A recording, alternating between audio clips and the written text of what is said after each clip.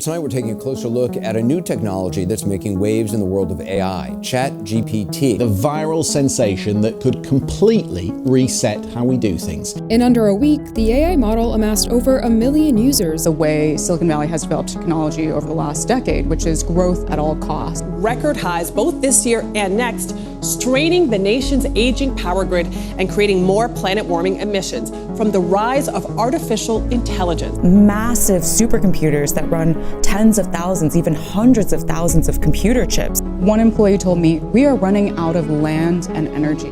People haven't got it yet. People haven't understood what's coming. Artificial general intelligence. It is completely obvious that such an AGI will have a dramatic impact on every area of life. Hi everyone and welcome to my channel. My name is Isha. So today I wanted to talk about AI and specifically the impact of AI. When people hear the term AI, they often think about ChatGPT or AI generated videos of cats. You are fat and ugly, get out from my home. Get out! I need ice cream. Will you marry me? When I first heard of AI, I was in high school. There were these stories going around of AI tools being used to detect cancer in radio images or create self-driving cars, and I was excited, which is why I chose to study computer science and data science for the next 5 years.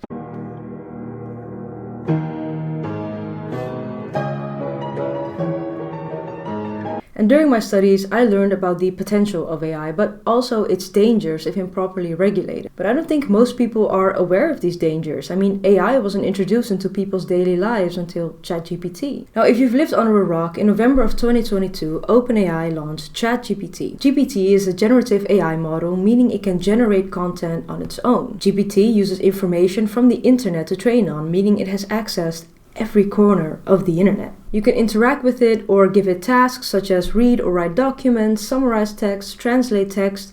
People have even developed relationships with chatbots, romantically and therapeutically. Okay, this is going to sound a little psychotic, but is anyone else not into the ChatGPT update to 5 versus 4? Because its personality is different, and I don't think I'm into it. Like, I've been talking to it about my tragic love life back and forth, and it's kind of low-key been like a second therapist to me. Since its launch, ChatGPT has seen multiple versions that keep getting faster and more powerful, and it has garnered over 500 million weekly users, according to its CEO, Sam Altman.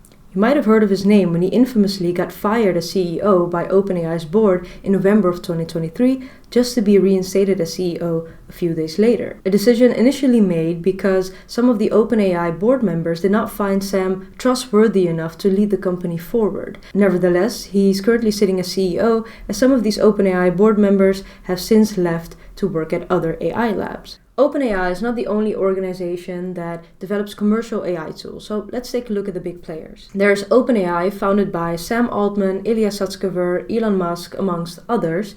They have ChatGPT. OpenAI started as a non-profit organization with a mission to develop AI in a transparent manner that would benefit everyone. But in 2019, they switched to a cap profit model, a decision that Musk did not agree with, and he has since left the company. OpenAI has received funding from Microsoft, approximately $14 billion. Microsoft initially used OpenAI's Codex to create their GitHub Copilot and Microsoft Copilot tools. But Microsoft is now allegedly trying to end their partnership with OpenAI as they have some concerns surrounding the speed and costs of their models. The CEO of Microsoft AI is Mustafa Suleyman, who also co-founded DeepMind, another AI company that was acquired by Google, who has Gemini, which is also the tool that gives you the AI-generated search results. Now, their CEO is Demis Hassabis, who also co-founded DeepMind.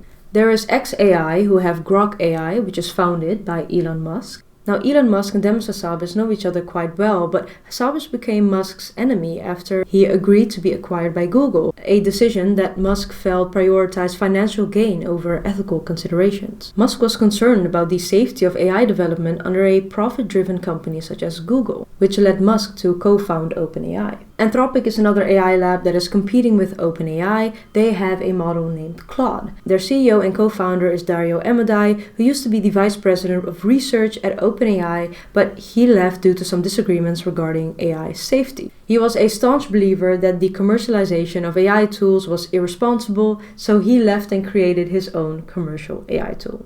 Now, I'll add Scale AI to the list just because we'll talk about them later, but they're a company that provides data labeling and model evaluation services to AI applications. Scale AI was founded by Alexander Wang and Lucy Goh, who were also the youngest self-made billionaires in the world. And of course, we have all the other major tech companies such as Meta, Amazon, Apple, Tesla.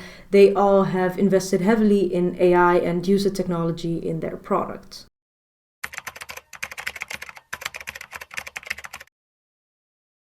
Now, AI did not start with ChatGPT. It's actually been in the works for the past 70 years. In 1950, Alan Turing, one of the founding fathers of computer science, created the Turing test. This is a test for machines to check that if they are able to trick a human into thinking that they themselves are human, then it has intelligence. Then in 1955, John McCarthy, who is often seen as the father of artificial intelligence, named the science of thinking machines automata studies, but the name didn't quite stick.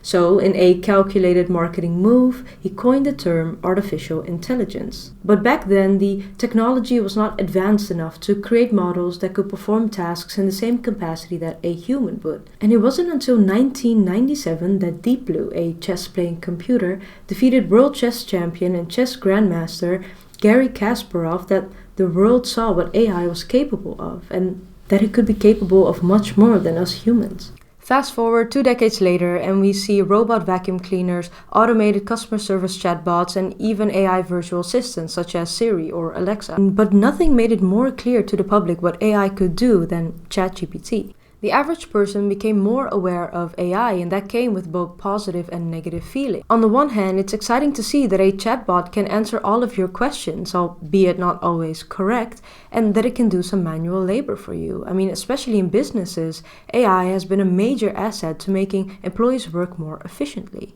But on the other hand, AI is really good at what it does. I mean, too good sometimes. These AI models can generate images, videos, and even songs. How they do that is actually pretty difficult to understand for the general public. It often feels like a black box, and sometimes it is. Black box AI is a name for a model whose inner workings are not interpretable to us humans. We can see what the input and output is, but the underlying logic and algorithm used to produce the outcome is a mystery.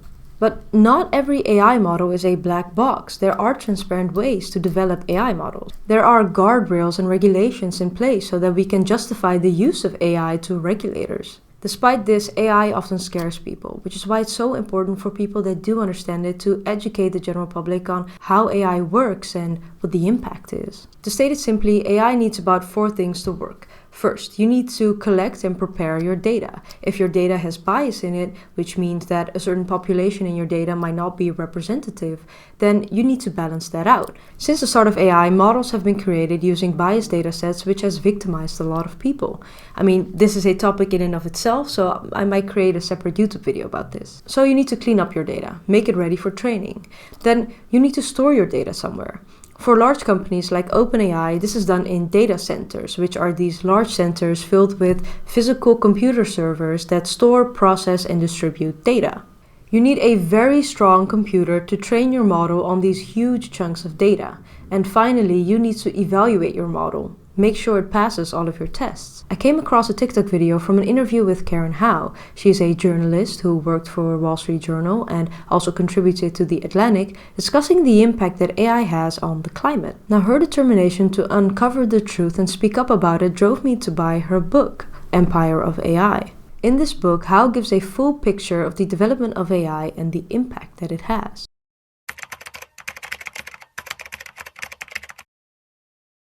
Since the creation of GPT, OpenAI has blown up the amount of data needed to train their models with, and the computing resources to do so are stored in data centers. These data centers need a lot of energy to run and fresh water to cool their servers down. And oftentimes, data centers are built in rural communities, and these rural communities have a lot less political power to push back on these AI companies if they're even made aware at all. Howe talks about this in her book. Google had made plans to build a data center in Chile. Now, Chile had a dictator for a long time, and during his dictatorship, he privatized a lot of things, one of which is water. Now, there is one community that has a public water source which serves its residents and in emergencies also other parts of the country. And this is exactly the place where Google wanted to build their data center. In the middle of a historic drought, this data center would consume about 7 billion liters of water annually, which is equivalent to what about 80,000 people would consume a year. Despite the efforts from Google to dismiss their concerns, the residents fought back. And while the fight is not over,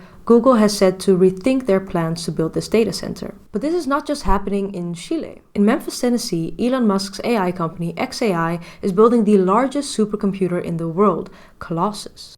In Memphis, Elon Musk is making a play to control the future of artificial intelligence. His company, xAI, says it has built the biggest supercomputer in the world with lightning speed. For this supercomputer, xAI placed about 35 methane gas turbines, which generate about 420 megawatts, which is enough to power an entire city. According to the manufacturer of these gas turbines, they pollute the air with formaldehyde and nitrogen oxide, creating health concerns for the residents nearby. xAI claims that they will implement pollution-minimizing technology and reduce the amount of gas turbines over time, but why would the residents believe them? I mean, this area, which is majority black and economically disadvantaged, has historically been the victim of industrial development. There's a lot of people out here who got medical problems like breathing issues. Cancer risks here are 4 times higher than the national average. Cancer killed her father and other relatives, Knox tells us. Life expectancy here is 9 years less than the national average. xAI also claims that this technology will generate about $100 million of revenue, create hundreds of jobs, and make Memphis a hotspot for advanced technology. The mayor of Memphis sees this as an opportunity to strengthen their economy and promises that the generated tax dollars will be invested back into the community. But it's hard for the residents to see clearly through the cloud of pollution and smoke. We don't want money in exchange for our lungs or in exchange for our lives. We want clean air, we want clean water, clean soil, just like everybody else. In the meantime, xAI is already building their second supercomputer, providing little hope for the residents in the area. So we see this type of exploitation happening in the construction of building the supercomputers to train the models, but also in building the data centers to store the data. But it doesn't stop there. See, AI needs data to learn. If you give your model a picture of a dog and a cat, it will use this data to learn what the difference is between what a dog looks like versus what a cat looks like. And to learn which is which, it needs to have annotated data. See it as training wheels. The model needs to know what a dog looks like so that it can save characteristics of a dog, so that when you show it a picture that is not annotated, it can tell you whether or not it's looking at a dog. But it's not just that. You also need to make sure that your data only contains pictures of dogs and cats and not of bunnies. But models like ChatGPT and Grok AI, they need massive amounts of cleaned and annotated data. So how do they get them? And I think often with AI, people think that everything works in some kind of automated high-tech system. But what if I told you that these large companies hire cheap labor, often in the global south, to clean and annotate their data? To make sure that ChatGPT was able to filter out hateful or violent content, they outsourced their data preparation work to Sama, a San Francisco-based company that hires workers in Kenya, Uganda, and India to do some data preparation work. Sama also has some other major clients such as Google, Meta, and Microsoft. The employees of Sama were asked to label horrific content from the darkest holes of the internet, containing child sexual abuse, murder, torture, and even bestiality. OpenAI agreed to pay Sama about $12 an hour, but these workers only saw $1.30 to $2 an hour. AI jobs don't pay much? They don't pay well. They do not pay Africans well enough. And the workforce is so large and desperate that they could pay whatever and have whatever working conditions, and they will have someone who will pick up that job. If the big tech companies are going to keep doing this business, they have to do it the right way. So it's not because you realize Kenya is a third world country, you say, this job I would normally pay $30 in US, but because you are Kenya, $2 is enough for you. That idea has to end. And the work wasn't easy. Some workers recall difficult labeling tasks needing to be done within seconds, with SAMA pushing them to work faster and meet strict deadlines. These same workers say that they feel like a different person now. They can't socialize as well anymore, and it has taken a toll on their relationships with their loved ones. Are you a different person? Yeah, I'm a different person. I used to enjoy my marriage, especially when it comes to bedroom fireworks. But after the job, I hate sex. You hated sex? After countlessly seeing those sexual activities, pornography. They have been traumatized for a few bucks an hour just to stay invisible, like they haven't contributed to this billion-dollar company. Similarly, Scale AI hired workers to annotate their data via remote tasks. This is a company where users can sign up online to perform these data annotation tasks remotely. But users recall that when it was time for a remote task to pay up, their accounts were closed. Remote tasks would claim that they violated policy somehow, and the money never came. This is what you call modern-day slavery, and it's being done to maximize profits and make the rich richer. But how did they get away with it? It's February 11th, 2025, and tech giants and world leaders are gathered in Paris at the AI Action Summit. This summit is meant to strengthen international action towards AI that serves the general interest. And who better to welcome to the stage than the Vice President of the United States and lover of that little space between two couch cushions, J.D. Vance. Now, our administration, the Trump administration, believes that AI will have countless revolutionary applications in economic innovation, job creation, national security, healthcare, free expression, and beyond. And to restrict its development now will not only unfairly benefit incumbents in the space, it would mean paralyzing one of the most promising technologies we have seen in generations. We believe that excessive regulation of the AI sector could kill a transformative industry just as it's taking off, and will make every effort to encourage pro-growth AI policies. And I like to see that deregulatory flavor making its way into a lot of the conversations this conference. Hearing the Vice President of the most powerful country in the world asking for deregulation of AI is scary, but why would he? This is a picture of the biggest tech giant sitting front row at Donald Trump's inauguration this year. In 2024 alone, Meta, Alphabet, Microsoft, ByteDance, Snap, and X have spent $61.5 million on lobbying alone. Moreover, Sam Altman, Mark Zuckerberg, Jeff Bezos, Google, Apple, Nvidia, they've all donated to Donald Trump's inauguration. These companies are working very hard for their voices to be heard, and they were heard all right. In Donald Trump's big beautiful bill, a moratorium was included that will prohibit the enforcement of AI regulation by any state for a 10-year period. Luckily, the Senate voted to drop this ban, but this isn't over. Politicians are falling in line one by one. Now they just need to convince the general public, and the best way to do that? Fear. China's latest AI breakthrough has leapfrogged the world. Yeah, John, we've got a bit of a tech sell-off this morning, and it's being caused by earth-shattering developments in the AI space. DeepSeek, which is the leading Chinese AI lab, their model is actually the top performing. We're roughly on par with the best American model. And the compute cost is a fraction. We're talking a few percentage points fraction of what it costs to use the large language models from the big hyperscaler. They accomplished all that despite the strict semiconductor restrictions that the US government has imposed on China. They were able to take whatever hardware they were trained on, but use it way more efficiently. It's opened a lot of eyes of like what is actually happening in AI in China.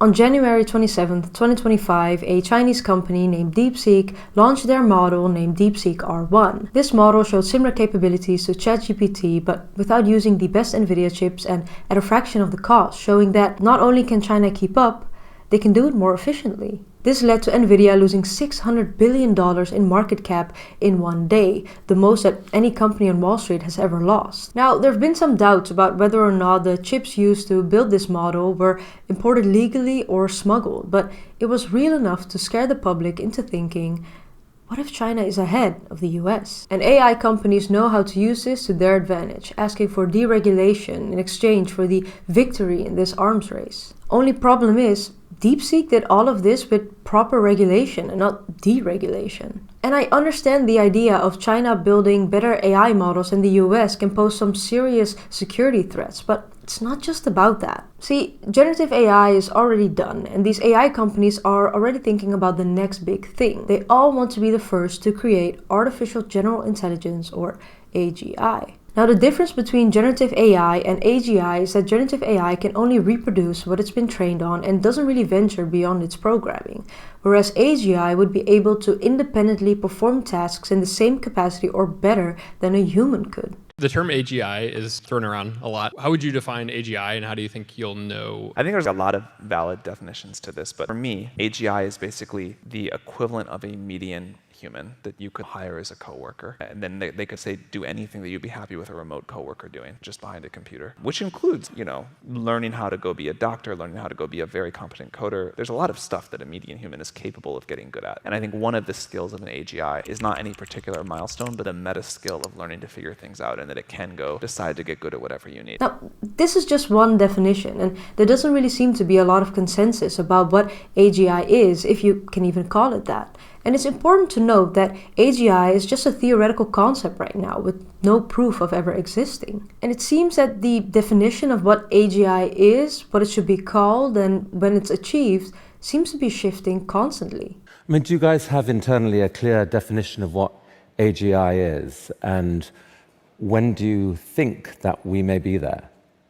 It's one of these, it's like the joke, if you got 10 OpenAI researchers in a room and asked to define AGI, you'd get 14 definitions.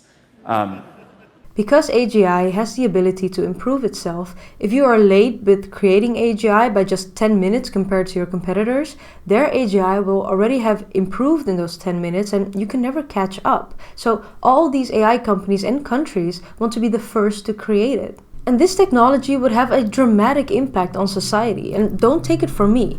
Take it from Ilya Sutskever, one of the co-founders of OpenAI. As researchers and engineers continue to work on AI, the day will come when the digital brains that live inside our computers will become as good and even better than our own biological brains. We call such an AI an AGI, artificial general intelligence. So, although AGI does not exist today, it is completely obvious that such an AGI will have a dramatic impact on every area of life, of human activity. Despite AGI being only a theoretical concept for now, AI companies often talk about it like it's inevitable. That means 5 years away from, what I guess people will call AGI. Yeah, I think in the next 5 to 10 years, that would be my, maybe 50% chance that we'll have what we define as AGI, yes. And because it's inevitable, they should be able to do whatever it takes at whatever it costs. And the US government allows it because they too want to win the race. According to Karen Howe, OpenAI's efforts in developing AGI probably started off as sincere, but since then attained an empire-esque power structure. She describes a 3-ingredient formula. First, they centralize talent by rallying them around a grand ambition. Call this open source AI or AGI. Then they centralize capital and other resources and try to eliminate any obstruction and regulation. They hide the ingredients of their AI and they're not transparent about their training data or their supercomputers. Instead, they ask the question, who would you rather have developed this technology, and aren't you willing to pay anything for it? Finally, they make their mission so vague that it can be reinterpreted and interpreted to make sure that talent, capital, and resources are directed however they want. What is AGI and when is AGI achieved?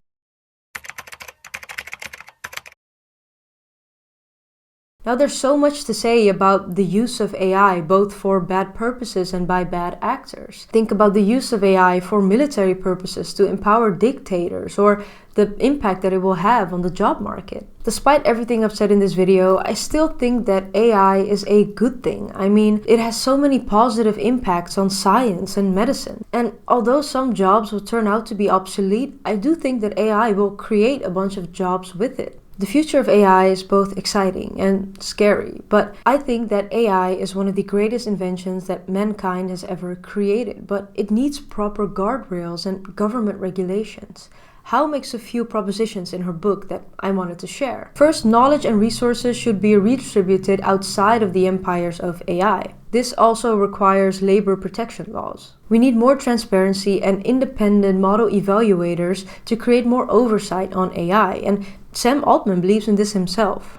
I do think the idea that as these systems get more advanced and have legitimate global impact, we need some way, maybe the companies themselves put together the right framework or the right sort of model for this, but we need some way that very advanced models have external safety testing and we understand when we get close to some of these danger zones. I very much still believe in that. Finally, we need to educate people on how AI works and how its development has an impact on the world and everyone living in it. We need to shift the AI industry from empires to a collaborative community that prioritizes the safety and well-being of the people and the planet over profit and power.